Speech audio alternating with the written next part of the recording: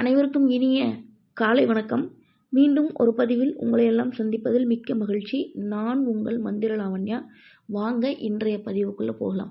அன்பர்களே, பதிவை பார்க்குறதுக்கு முன்னாடி நம்முடைய யூடியூப் சேனலை சப்ஸ்கிரைப் பண்ணாதவங்க சப்ஸ்கிரைப் பண்ணிக்கோங்க. உங்களுடைய நண்பர்கள் மற்றும் உறவினர்களுக்கு ஷேர் பண்ணுங்கள். நல்ல விஷயங்கள் 4 பேரை போய் சென்றடையட்டும். நன்றி. வாங்க பதிவுக்குள்ளே போகலாம். இன்றைய பதிவில் இறந்தவர்களின் ஆத்மாக்களோடு ஆவிகளோடு பேச முடியுமா, அதனுடைய உண்மைத்தன்மை என்ன அப்படிங்கிறத பற்றி முழுமையான ஒரு பதிவாக பார்க்க போகிறோம். இது எதுக்காக இந்த பதிவு அப்படின்னா, நிறைய நபர்கள் நம்மை தொடர்பு கொண்டு அவர்களுடைய அன்புக்குரியவர்கள் இறந்துட்டாங்க, அவர்களுடைய நிலை என்னன்னு தெரியல, அவர்கள்ட்ட பேச முடியுமா, இல்லை அவர்கள் என்ன நினைக்கிறாங்கன்னு நம்ம தெரிஞ்சுக்க முடியுமா, அவர்களுடைய ஆத்மா சாந்தி ஆயிடுச்சான்னு தெரிஞ்சுக்க முடியுமா அப்படின்னு கேட்டிருந்தாங்க. அப்புறம் சில பேர் இதெல்லாம் உண்மையா அப்படின்னு கூட நிறைய நபர்கள் கேட்டிருந்தாங்க. அவர்களுக்காகவும் இதை பற்றி தெரியாமல் ஏதாவது ஒரு தேடலில் இருக்கக்கூடிய நபர்களுக்காகவும் தான் இன்னைக்கு நம்ம இந்த பதிவை வெளியிடுறோம். பொதுவாக எல்லாருமே இறப்பை சந்திக்கக்கூடிய நபர்கள் தான். இந்த பூமியில பிறந்த அத்தனை பேருமே இறப்பு அப்படிங்கிற ஒரு விஷயத்தை சந்திக்கக்கூடிய நபர்கள் தான். அது யாருக்குமே மாறாது.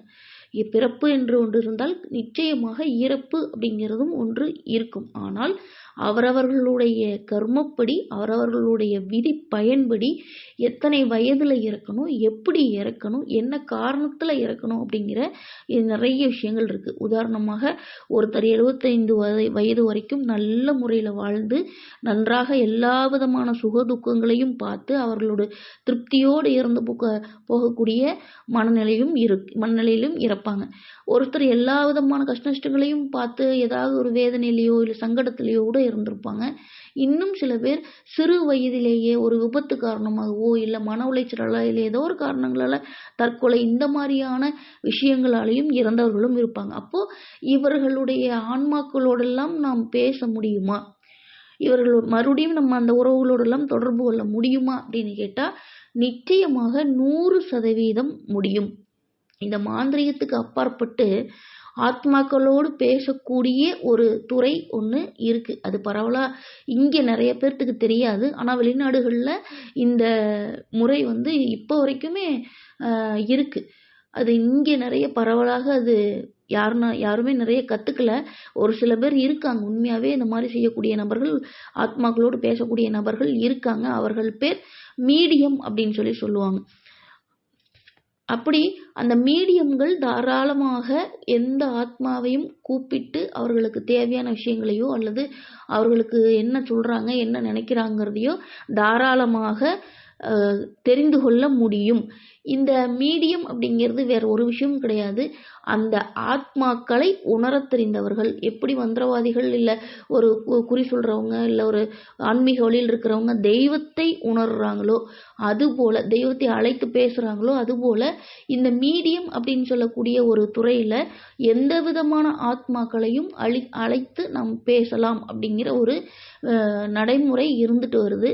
நம்ம முதல்ல இந்த மாந்திரீகத்துக்குள்ளே சில விஷயங்கள் கற்றுக்கும் போது நம்ம முதல்ல தொட்ட விஷயம் என்ன அப்படின்னா இந்த மீடியம் அப்படிங்கிற ஒரு துறையை தான். அப்போ நம்ம கிடைச்ச நிறைய அனுபவங்கள், கிடைச்ச நிறைய விஷயங்கள் எல்லாமே ரொம்ப பிரமிப்பாகவும் ரொம்ப நம்ப முடியாத ஒரு சில விஷயங்களாகவும் இருந்தது. நம்மளால் அந்த பயிற்சி, அது ஒரு பயிற்சி தான். நம் உடலையும் மனதையும் சரியான விதத்தில் அந்த ஆத்மாக்களோடு தொடர்பு கொள்ளக்கூடிய அளவுக்கு மாற்றினோம் அப்படின்னா அந்த ஆத்மாக்கள் நிச்சயமாக நம்மளை தொடர்பு கொள்ளும். அவங்க சொல்கிறதெல்லாம் நமக்கு அது புரிய ஆரம்பிக்கும், நமக்கு அது தெரிய ஆரம்பிக்கும். அப்படிங்கிறது அது ஒரு பயிற்சி தான். ஆனால் உண்மையாகவே நிறைய விதமான ஆத்மாக்களோடு, நிறைய விதமான நல்ல ஆத்மாக்கள், புண்ணிய ஆத்மாக்கள், இல்லை அகால மரணமடைந்த ஆத்மாக்களோடெல்லாம் நம்ம பேசியிருக்கோம் முன்னாடி. இப்போ இல்லை, கிட்டத்தட்ட இந்த 12 வருடங்களுக்கு முன்னாடி நம்ம அந்த துறையில் கொஞ்சம் அனுபவம் இருந்திருக்கு நமக்கு. அப்படி பார்க்கும்போது நிச்சயமாக இந்த மாதிரியான ஆத்மாக்களோடு பேச முடியும் அப்படிங்கிறது தான் நான் சொல்லுவேன். ஆனால் இப்போ என்ன அப்படின்னா, மந்திரவாதிகளாக இருக்கட்டும், இல்லை குறி சொல்கிறவங்க, இல்லை ஆத்மாக்களை தன்னுடைய உடம்பில் இறக்கி அவர்கள் என்ன சொல்ல வர்றார்கள் அப்படிங்கிறத தெரிஞ்சுக்கிற அளவுக்கு இன்னைக்கு நிறைய விஷயங்கள் வந்துருச்சு. அப்படி இப்போ மந்திரவாதிகள் அப்படின்னு வச்சுக்கோங்களேன். இப்போ அவங்க அவங்களுடைய உபாசன தெய்வத்தை வச்சு அந்த ஆத்மாவை அழைத்து வாங்க, உங்களுக்கு என்ன பிரச்சனை, நல்லா இருக்கீங்களா, எந்த உலகத்துல இருக்கீங்க, எப்படி இருக்கீங்க, ஏன் வந்து இன்னும் உங்க குடும்பத்துக்கு நல்லது செய்யாம இருக்கீங்க, இல்ல உங்க குடும்பத்துக்கு திரும்ப திரும்ப ஏதாவது ஒரு வழிபாட்டு முறைகளை கொடுத்து நல்லது செய்ய வைங்க அப்படின்னு நம்ம நிறைய வேண்டுதல் செய்யலாம் நிச்சயமாக. அதே சமயத்துல ஒரு பிரச்சனையா இருக்கு, ஒரு குடும்பத்துல ஒரு ஆத்மா ஒருத்தவங்களை தொந்தரவு பண்ணிட்டு இருக்கு, ஒரு வீட்டுல ஒரு ஆத்மா தொந்தரவு பண்ணிட்டு இருக்கு அப்படின்னா அதை வித்தை ரீதியாக கட்டுப்படுத்துறதுங்கிறது வேறு. ஏன்னா இப்போ யாரோ ஒருத்தவங்க ஏதோ ஒரு விஷயத்துல தொந்தரவு பண்ணிட்டு இருக்காங்க, ஒரு வாடகை வீட்டுல இல்ல போற வர்ற இடத்துல ஆத்மாக்கள் தொந்தரவு பண்ணுதுன்னா அதை கட்டு போடுறதும் இது இல்ல, அதை புடிச்சு வேற இடத்துல கொண்டு போய் நம்ம அதுக்கு ஒரு இடத்த கொடுத்து உட்கார வைக்கிறதும் மாந்திரீக ரீதியான வித்தை. ஆனா உண்மையாகவே நம்ம அன்புக்குரியவர்கள் நமக்கு தொந்தரவு தர மாதிரி இருக்கு, நம்ம வீட்டுல அப்பா இறந்துட்டாங்க, இல்ல அண்ணன் இறந்துட்டாங்க, இல்ல தங்கச்சி இறந்துட்டாங்க, இல்ல ஏதோ ஒரு சின்ன வயசுல இறந்து போயிட்டாங்க, ஆனா அவங்க அந்த வீட்டுக்குள்ள இருந்துகிட்டு தொந்தரவு பண்றாங்க, இல்ல அவங்க போற வர்ற இடங்களை தொந்தரவு பண்றாங்க, அவங்க நமக்கு வாழ்க்கையில பிரச்சனை கொடுக்குறாங்க. அப்படிங்கும்போது நம்ம எடுக்கக்கூடிய முதல் விஷயம் என்னன்னா, நிச்சயமாக அந்த ஆத்மாவை கூப்பிட்டு அழைத்து பேசி என்ன விதமான விஷயங்களுக்காக அவர்கள் இப்படிலாம் பண்றாங்க, எதை செஞ்சா அவர்களுடைய ஆத்மா சரியாகும், எதை செஞ்சா அவங்களுடைய ஆத்மா அடுத்த நிலைக்கு போகும், இல்ல உங்களுக்கு அவ்வளவுதான் முடிஞ்சிருச்சு, இந்த வாழ்க்கையில உலக வாழ்க்கைங்கிறது முடிஞ்சிருச்சு, இந்த மனித வாழ்க்கைங்கிறது முடிஞ்சிருச்சு, அடுத்து இந்த காலங்கள் குறிப்பிட்ட காலங்கள்ல முக்தி அடைய போறாங்கன்னா அடுத்து அவங்களுக்கு தேவையான விஷயங்களை நம்ம எப்படி செய்யணும், ஒரு படையல் முறை வழிபாட்டு பண்ணணுமா, இல்ல ஏதாவது ஒரு பரிகாரங்கள் பண்ணணுமா, இல்ல அவங்களுக்கு தேவையான பிடிச்ச ஏதாவது ஒரு விஷயத்த பண்ணணுமா, அதை பண்ணுனா அவங்க போயிடுவாங்களா அப்படின்னு நம்ம அழைத்து கேட்டுத்தான் நம்ம அதுக்கான முடிவை எடுக்கிறோம்.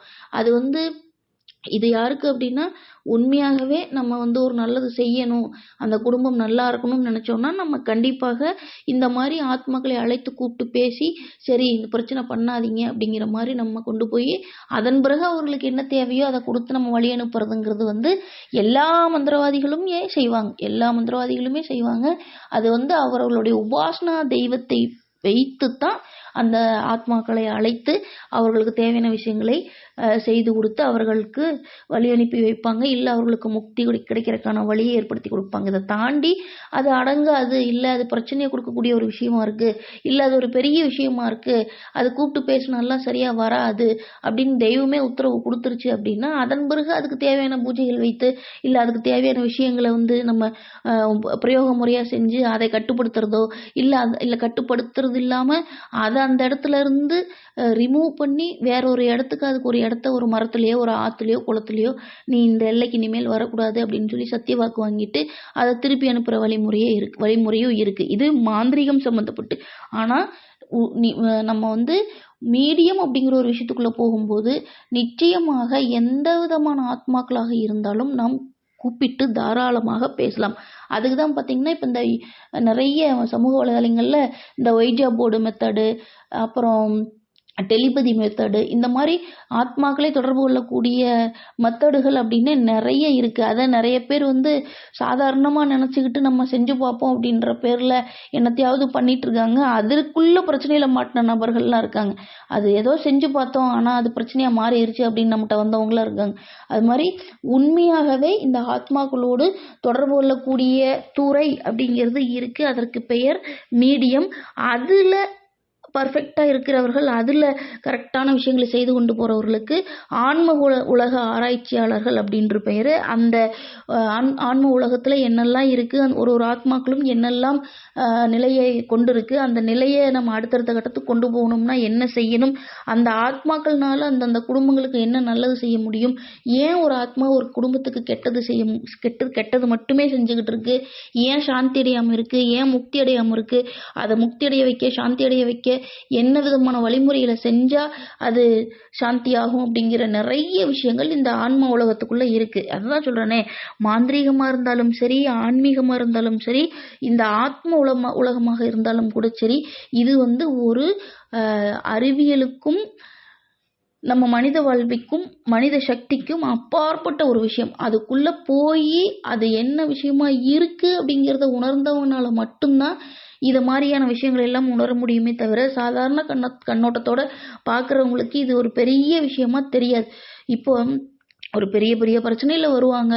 அவங்களுக்கு மாந்திரீகம் அப்படிங்கிற ஒரு கலை எந்த அளவுக்கு அவங்களுக்கு நல்லது செய்யுது, எந்த அளவுக்கு அவங்களுக்கு வாழ்க்கைய மாத்தி குடுக்குது, எந்த அளவுக்கு அவங்களுக்கு தேவையான விஷயத்த குடுக்குது, எந்த அளவுக்கு அவங்களுக்கு சரி பண்ணுது அப்படிங்கிற உணர்வு இருக்கிற நபர்களும் இருக்காங்க. ஆனா போறாம்போக்குல சரி கேட்டு பார்ப்போம் அப்படின்னு சொல்லி, இது என்ன ஆகும், இதனால என்ன ஆகும், இது பண்ணுனா என்ன ஆகும், எனக்கு இதை பண்ணணும், எவ்வளவு செலவாகும், இப்படி பேசுற நபர்களும் இருக்காங்க. அப்போ எந்த விஷயத்தை எடுத்துக்கொண்டாலும் முழுமையான நம்பிக்கையோடும் முழுமையான புரிதலோடும் அணுகும்போது நிச்சயமாக அதற்கு ஒரு தீர்வு அப்படிங்கிறது இந்த உலகத்தில் இருக்கு. அதற்காகத்தான் நம்மையும் மீறிய அப்பாற்பட்ட சக்திகளோடு தொடர்பு கொள்ளக்கூடிய வழிமுறைகளையும் வித்தைகளையும் இந்த கலையையும் சித்தர்களும் ஞானிகளும் மற்ற நம் குருமார்களும் தெய்வங்களும் கொடுத்துட்டு போயிருக்கு. அதுதான் உண்மை. அதனால இந்த ஆத்மாக்களோடு தொடர்பு கொள்றது அப்படிங்கிறது உண்மையான விஷயம். ஆனா சரியான நபரை தேடி சென்று நம்ம விஷயங்களை கேட்டு தெரிஞ்சுக்கலாமே தவிர மற்றபடி நம்மளே முயற்சி பண்றதோ இல்ல தேவையில்லாத விஷயங்களுக்குள்ள ஈடுபடுறதோ தவறு. ஏன்னா அதனால பிரச்சனைக்குள்ள மாட்டின நிறைய நபர்களையும் நம்ம பார்த்திருக்கோம். அதே மாதிரி இந்த ஆத்மா உலகத்துல இருக்கக்கூடிய ஆத்மாக்கள் எந்த நிலையில இருக்கு, அவங்க என்னவா இருக்காங்க, அவங்க நல்ல நிலையில இருந்தா நல்லது. நல்ல நிலைன்னா என்ன, நல்ல ஒரு வைப்ரேஷன், நல்ல அவங்களுடைய ஆத்மாங்கிறது ஒரு நல்ல வைப்ரேஷனுக்குள்ள இருக்கும்போது அந்த குடும்பத்துக்கும் அந்த வம்சாவளிக்கும் அது நல்லது செய்யும், அவங்க சம்பந்தப்பட்டவங்களுக்கு அது நல்லது செய்யும்.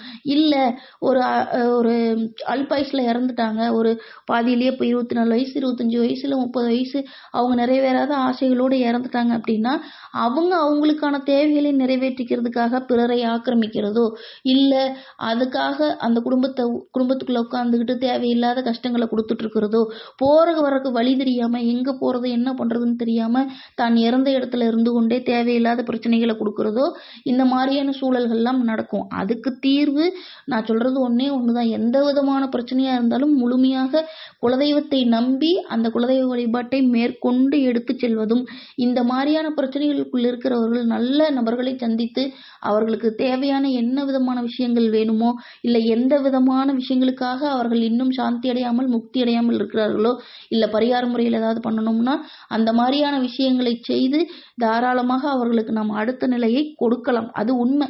ஏன்னா என்ன விதமாக அவங்க தேடி அலைஞ்சுக்கிட்டு இருக்காங்களோ அந்த அந்த விஷயத்த நம்ம அவங்களுக்கு கொடுத்தாலோ இல்ல அதை செய்ய முடியலனாலும் என்னால இதை தான் செய்ய முடியும், இதை வாங்கிட்டு அடுத்த கட்டத்துக்கு போங்க அப்படிங்கிற ஒரு வேண்டுதலை நம்ம வச்சோம்னாலே தாராளமாக அந்த ஆத்மாக்கள், அதாவது துர் ஆத்மாக்களை நான் சொல்றேன், பாதியில இறந்து போனவர்களை சொல்றேன், அப்படி நம்ம அவர்களை மாற்றி விட முடியும். இதுவே நம்ம குடும்பத்துல ஒரு பெரியவங்க இறந்துட்டாங்க, அவங்க ஆத்மாவா இருந்து நல்ல புண்ணிய ஆத்மாவா இருந்து நமக்கு எல்லா விதமான நல்லதுகளையும் செஞ்சுட்டு வர்றாங்க அப்படின்னா தாராளமாக அவர்களை தெய்வமாகவே நம்ம எடுத்து கும்பிடலாம்.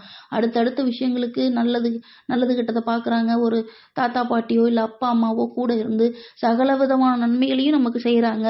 அது எனக்கு கண்கூட நிறைய பேர் சொல்லியிருக்காங்க, என்னோட அப்பா இறந்துட்டாங்க, அம்மா அண்ணன் இறந்துட்டாங்க, இந்த மாதிரி எனக்கு அவர்கள் கூட இருந்து எனக்கு சகல விதமான நன்மைகளையும் செய்யறது எனக்கு அப்படியே எனக்கு தெரியுது, எனக்கு நான் அதை உணர்றேன் அப்படின்னு சொல்லியிருக்காங்க. அந்த மாதிரி அப்படி இருக்கிற பட்சத்துல அவர்களை தெய்வமாகவே எடுத்து வணங்குறதும் அவர்களுக்கு தேவையான படையல் முறைகள் பூஜை முறைகள் வழிபாட்டு முறைகளை தொடர்ந்து செய்து கொண்டு வரும்போது வாழ்க்கையில் அவர்களுக்கு அவர் குடும்பத்துக்கு தேவையான அத்தனை விதமான நல்ல விஷயங்களும் நடக்க ஆரம்பிக்கும்.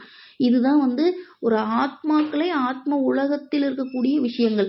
அவர்களையும் நாம் தெய்வமாக எடுத்து வழிபடலாம். ஆனா என்ன தன்மையில் இருக்கிறாங்க, என்ன நிலையில் இருக்காங்க, அவங்க ஏதாவது தேவைக்காக குடும்பத்துக்குள்ள கஷ்டத்தை கொடுக்குறாங்களா இல்ல சகல விதமான விஷயங்களும் முடிஞ்சு அந்த குடும்பத்துக்கு அவங்க நல்லது பண்ணிட்டு இருக்காங்களா அப்படிங்கிறது தெரிஞ்சு அறிஞ்சு அதற்கேத்த மாதிரி நம்ம சில விஷயங்களை செய்யும் போது நிச்சயமாக எல்லா ஆத்மாக்களும் அவரவர் நேசிப்புரியவர்களுக்கு நன்மையை மட்டுமே செய்யும். இது அனுபவபூர்வமாக நான் உணர்ந்த உண்மை. கிட்டத்தட்ட 10-12 வருடங்களுக்கு முன்னாடியே இந்த ஆராய்ச்சியில நான் இருந்தபோது எனக்கு கிடைத்த ஒரு மிகப்பெரிய பாடம் அப்படிங்கிறது, எல்லா ஆத்மாக்களும் கெட்டது செய்வதில்லை, அதே சமயத்துல எல்லா ஆத்மாக்களும் நல்லதும் செய்வதில்லை. அவரவர்கள் இருக்கக்கூடிய நிலைக்கும் அவரவர்கள் இருக்கக்கூடிய தேவைக்கும் தகுந்த மாதிரி அவரவர்கள் தன்னை வெளிப்படுத்திக் கொள்கிறார்கள்.